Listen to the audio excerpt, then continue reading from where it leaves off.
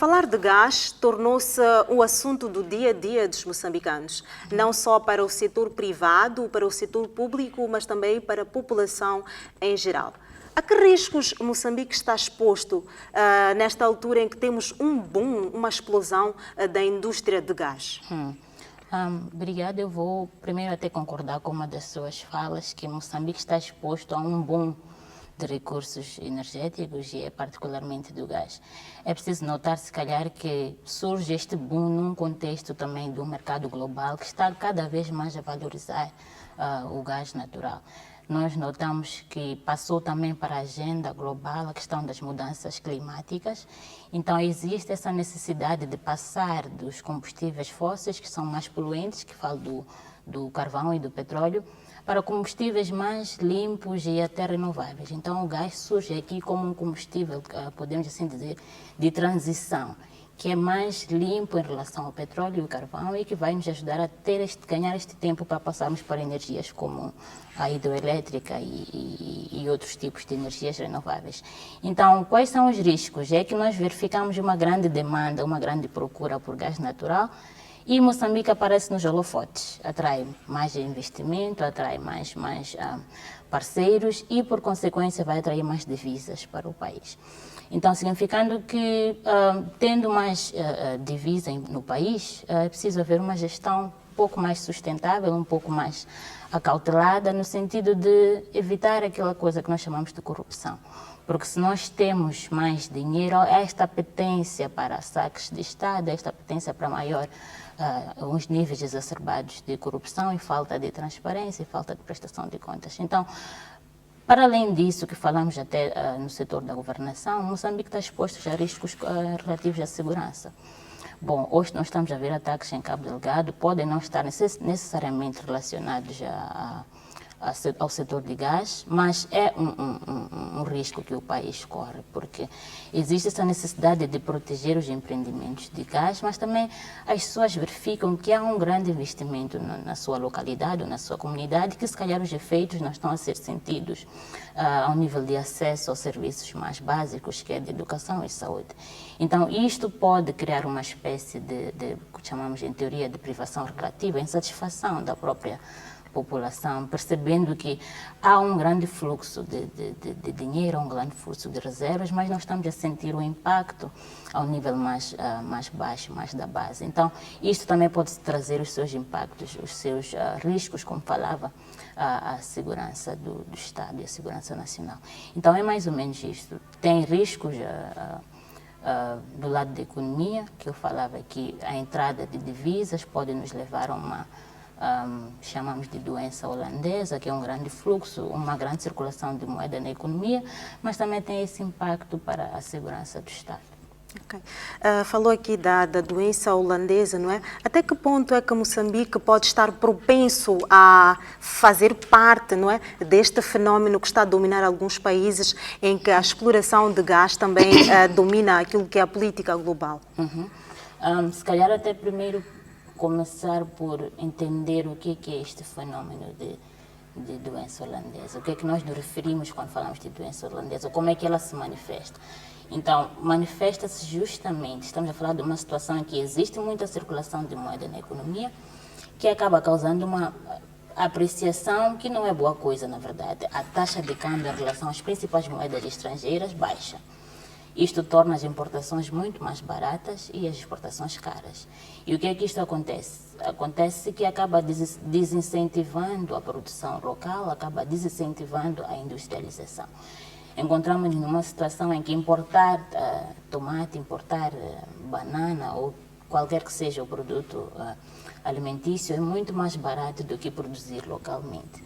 Então, depois isso nos leva a uma situação em que ficamos completamente dependentes do setor de gás, porque justamente traz muita divisa, traz muita reserva para o país, então os outros setores acabam por morrer com o andar do tempo. Então, como é que isto pode ser evitado? Até que ponto é que Moçambique, se calhar, está exposto a esta ameaça, a este risco? Eu penso que estará exposto se não considerar, primeiro, que o gás não dura para sempre, não é? não dura para sempre, e depois é preciso olhar que o preço de gás hoje, ao nível global, do mercado global, não vai ser o mesmo de amanhã. O nível de investimento hoje não vai ser certamente o mesmo de amanhã. Eu acabei de falar aqui que o gás constitui um recurso de transição para energias mais limpas. Então é preciso notar que temos um determinado tempo. Pode não ser 50, pode não ser 60 anos, pode ser mais, pode ser menos. Então é preciso nós entendermos esta conjuntura global. Entendemos que o nível de demanda, hoje nós vemos, por exemplo, uma guerra econômica entre os Estados Unidos e a China, que tem grandes impactos aqui ao nível de África, como países exportadores de commodities. Então, nós temos que estar a prestar atenção a essa conjuntura. Mas também prestar atenção também à conjuntura interna. Como é que nós transformamos o recurso que está debaixo da terra em riqueza sobre a terra? Como é que nós usamos desses rendimentos do gás para diversificar a economia? Porque olhar meramente para o crescimento econômico, olhar meramente para o produto interno bruto, que vai ser resultado muito da receita do gás, vai ser só número, é só quantidade, é só número, isso que eu dizia, é quantidade, mas é preciso transformar este número, é preciso transformar este crescimento econômico em desenvolvimento. Aquilo que nós falamos de desenvolvimento sustentável, é preciso garantir que ao nível da base exista esta melhoria de condições de vida dos cidadãos. E eu aqui não estou a dizer, como muita gente tem falado, que vamos distribuir a cada cidadão as receitas do gás. Não é isso, mas é preciso haver esta mudança no índice de desenvolvimento humano, por exemplo. É preciso haver investimento na educação, porque nós vimos experiências de outros países que de repente descobriram também gás natural e investiram durante muito tempo na formação de quadros para também saberem como é que se faz o contrato, como é que se gere, como é que nós vamos investir nos outros setores. Então é preciso nós estarmos atentos a tudo isso. Então isso significa que passa pelo governo ter uma agenda a longo prazo de desenvolvimento sustentável. E depois pode ser conjugado com outro tipo de políticas, por exemplo, políticas macroeconômicas que são levadas a cabo pelo Banco de Moçambique, no sentido de controlar esta circulação da moeda. Então, o Banco de Moçambique tem que trabalhar no sentido de manter as taxas de câmbio estáveis, que isto pode ser feito através de políticas quer reducionistas, que é para reduzir a circulação da moeda do mercado, ou expansionistas, vendo que não existe dinheiro, como nós passamos nos últimos tempos por um período de crise, não estava a haver investimento, as empresas estavam a fechar e não havia um florescimento do setor privado. Então é preciso verificar que nestas situações, havendo a receita do gás natural, é preciso injetar dinheiro. Injetar dinheiro é baixar as taxas de juros, por exemplo, para empréstimos, para fazer investimentos. E aqui, falando se calhar da vertente das receitas de gás, é preciso notar que já tem existido esse esforço de Moçambique preparar-se para o que está a vir daqui a 3, 4, 5 anos, né?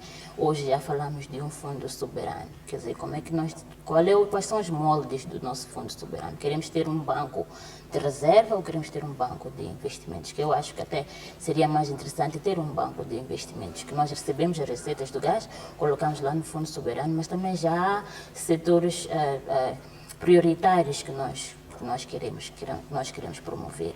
Nós vemos que também hoje temos uma discussão à volta do conteúdo local, que é mais ou menos isso, trazer de volta as nossas pequenas e médias empresas, elevar elas a uma categoria de competitividade com as outras empresas, que é para também desviar um pouco o foco do setor de petróleo e gás, mas permitir que outros setores também sejam desenvolvidos e que o setor privado, como se diz, o setor privado na verdade é que traz o desenvolvimento. Então é permitir que este setor privado, pequenas e médias empresas, floresça. Então é mais ou menos isso, passa pela combinação de todas estas políticas. Isso é que eu diria ter uma estratégia consistente. Então o governo aqui, ou o Estado, tem um papel muito importante que é de desenhar a agenda. Qual é que é a agenda de desenvolvimento? Onde é que nós queremos chegar? Onde é que nós queremos estar? Então, passa por perceber também que não teremos o gás para toda a vida, então é preciso pensar. Quando falamos de desenvolvimento sustentável, nós vínhamos tendo uma discussão, o que é isto de sustentabilidade? Então, é preciso olhar para o desenvolvimento sustentável não só na vertente ambiental, mas olhar que onde é que o país vai estar daqui a 50 anos, o que é que nós queremos deixar para gerações vindouras, o que é que nós queremos transformar, como é que nós queremos transformar o país. Então é mais ou menos isto. Decorreu recentemente a Cimeira Internacional de Gás, uma ocasião em que vários intervenientes deste setor discutiram em torno dos principais desafios que surgem por causa da exploração deste setor, que é a indústria de gás no país. E um dos aspectos tocados foi a gestão de expectativas. Não é? Que estratégias podem ser levadas a cabo com vista a gerir expectativas que existem a nível das populações? Aí eu penso que a chave é mesmo a questão de que tipo de governação é que nós levamos a cabo. Nós vimos que se calhar durante muito tempo havia-se perdido esse contacto com a base, né? Nós levamos a cabo agora uma pesquisa na universidade que ainda não está pública, mas verificamos um pouco que as pessoas sentiam que havia um pouco deste desfazamento. Há contacto entre o governo e a população quando chega o período eleitoral, mas depois disso, um pouco que a população sente que já não está a ser ouvida, já não está a haver aquilo que nós chamamos de prestação de contas, não só no sentido Estado doador, Estado financiador ou Estado parceiros internacionais, mas é preciso haver essa prestação de contas, Estado e os seus, Estado e a sociedade, Estado e os seus governados. Então eu penso que gerir expectativas passa muito por isso, por nós termos uma governação que é inclusiva, uma governação que é participativa. E isso nota-se muito porque eu penso que os últimos dados do censo revelam que nós temos uma grande camada jovem que aparentemente é desinteressada pelos assuntos do país, mas não é. Então é preciso encontrar estratégias e formas de como comunicar com esta juventude, como fazê-las sentir parte daquilo que é o processo governativo, aquilo que é o processo de tomada de decisão de Moçambique. Obviamente que não vamos conseguir ter todos sentados, por exemplo, na Assembleia da República, é por isso que temos aquela representatividade, mas também passa por fazer perceber aos deputados que uma vez estando ali, eles estão a representar uma determinada parte da população e é preciso manter esse constante contacto com a população, é preciso ir explicando o que é que está acontecendo. Por exemplo, as pessoas só veem que nós recebemos mais-valias, tanto bilhões, que é muito até difícil de dizer, de pronunciar, mas para onde é que vai? O que é que isto significa?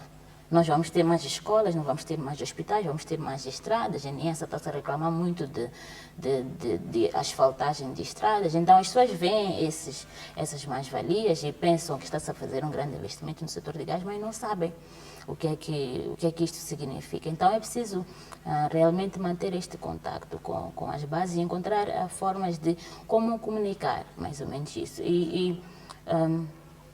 Eu penso que é. Interessante. Nós estamos numa altura em que o desenvolvimento industrial traz vários desafios socioeconómicos que fomos mencionando anteriormente. Tendo em conta que temos estes desafios e também olhando para aquilo que é o percurso que Moçambique tem vindo a trilhar, não é? Que caminhos de gestão nós podemos levar a cabo, tendo em conta o desenvolvimento sustentável do país? Eu penso que primeiro, aquilo que eu já dizia, passa por nós percebermos a conjuntura internacional e a conjuntura nacional. O que é que isto vai significar? Mas também penso que passa por a grande chave, né, para além da questão da própria gestão, que já dizia a governação, é investir na formação. Porque quem vai fazer gestão destes recursos, gestão destas receitas, são instituições. E nós muitas das vezes ouvimos que Moçambique está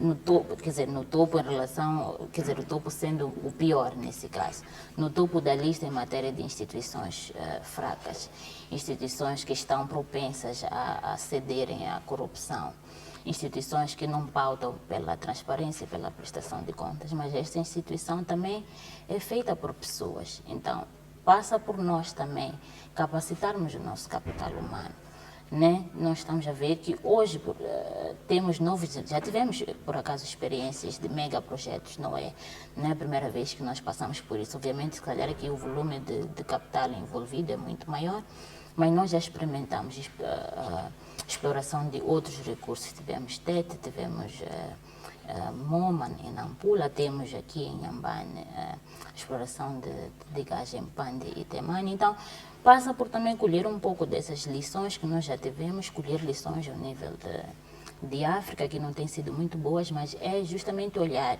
onde é que estão os nossos países vizinhos e para onde é que nós queremos ir. E para chegar lá onde nós queremos ir, precisamos formar o nosso capital humano.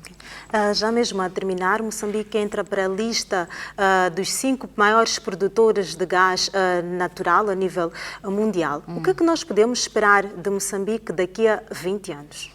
Eu penso que se a gestão for realmente sustentável, se forem acautelados todos esses assuntos que acabamos aqui de discutir, nós podemos esperar um Moçambique muito mais desenvolvido, muito mais transformado, mas também é preciso Moçambique estar preparado para o que ele espera ao nível global. Nós estamos dentro de uma comunidade de Estados que há interesses à volta, não é? Há aquela questão que nós falamos da geopolítica do petróleo e gás. E temos experiências que Estados com recursos estratégicos como o petróleo e gás têm experimentado imensas dificuldades para transformar isto em desenvolvimento e têm experimentado também imensas dificuldades, imensos desafios no que diz respeito à segurança. Nós temos mesmo exemplos aqui de África, de Nigéria, que é um dos países produtores de petróleo, mas também é um dos casos de referência quando se fala de terrorismo.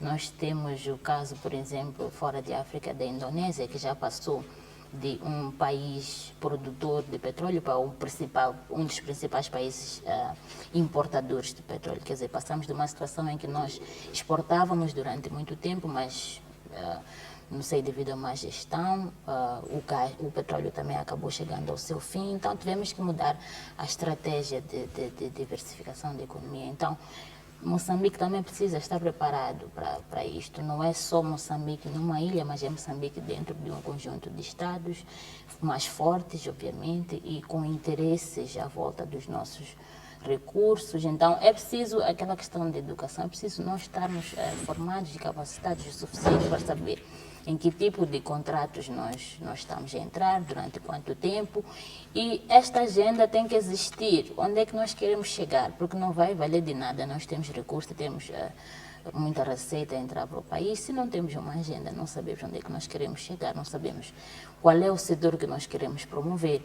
Hoje fala-se muito do Qatar como um dos exemplos de produtores de gás, mas o Qatar até hoje ainda depende cerca de 60% a 80%, a sua economia depende do gás natural, mas tem havido muito este esforço de diversificar para outras áreas.